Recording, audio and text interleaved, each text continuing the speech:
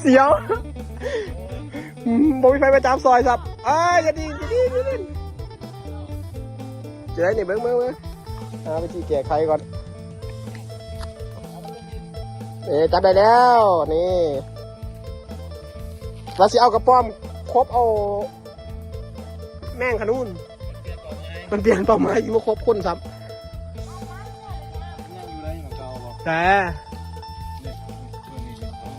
ออกมา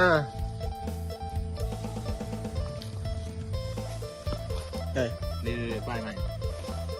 อุ้ยผีลังท้ายอยู่เอามูมีมือจับเนาะเอากระปอมกัดเอาปากกัดเอานี่เอ้ยมุนเบิดพี่น้องเลยไม่ได้ซ้ำไป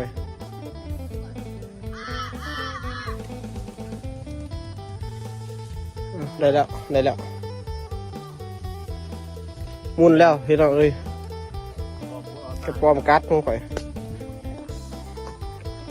เอาไว้สรุปบาทถ่ายคลิปเนาะว่าคือร้ายไปไหน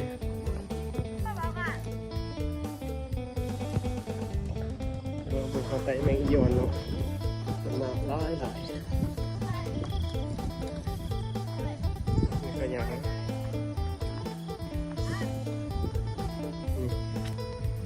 เสียงหนึ่งออกมาแล้ว2 3ได้บ่คนร้ายเหรอ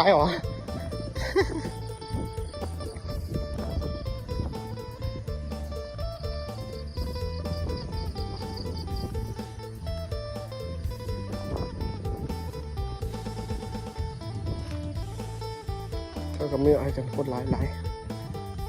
มันตัดไม่ได้กำลังยางมาทางนี้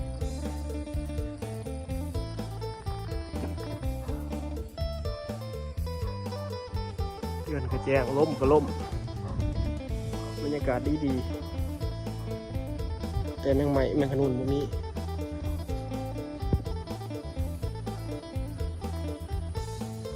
ได้บ่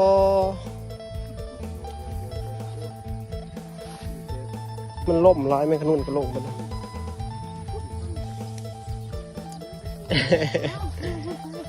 กำลังมาเพื่อนขึ้นมากระดุมหรอบ่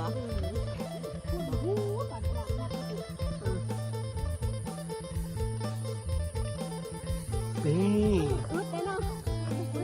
เอาเตี้ยเขาสิกองให้เนี่ยคนร้ายแมงขนุนกินอะไรกระจ้าแป้งมาแต่งยีนบ่ได้เลยมันถ้าจะเอาเสื้อแถบเขาพวกมีขึ้นกันตอนเขาบ่ได้เอาหันเนี่ยมึงกับพวกมีอยู่นี่ตัวนี้เอาโต๊ะมาเห็น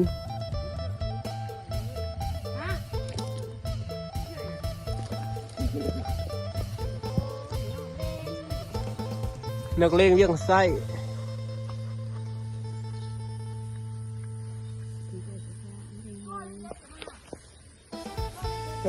ได้อยู่นี่อัปเดตห้องนอนปองแปงได้อยู่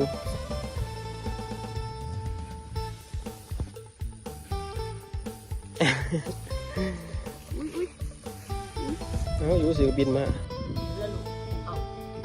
บ่ได้ใช่ไปไหมผลงานของธีรกรก็โตนี่โอ้10 ตัว5 ตัว6 2 4 6 9 ตัวเนาะ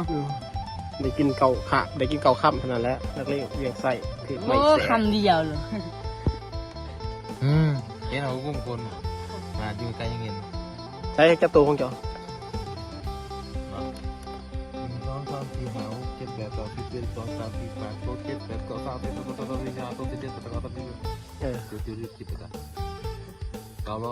900ที่เบ็ด900 2 913 900 15 916 917 918 919 920ตัวเนาะ920ตัว900แต่อยู่ในนี่20ตัว900ยังบ่ทันหาติ900สัก2 เดือน900หันยังอยู่ในป่าอยู่แต่ว่าอยู่ในนี่ได้แล้ว20ตัว920เนาะประมาณนี้ก็คุม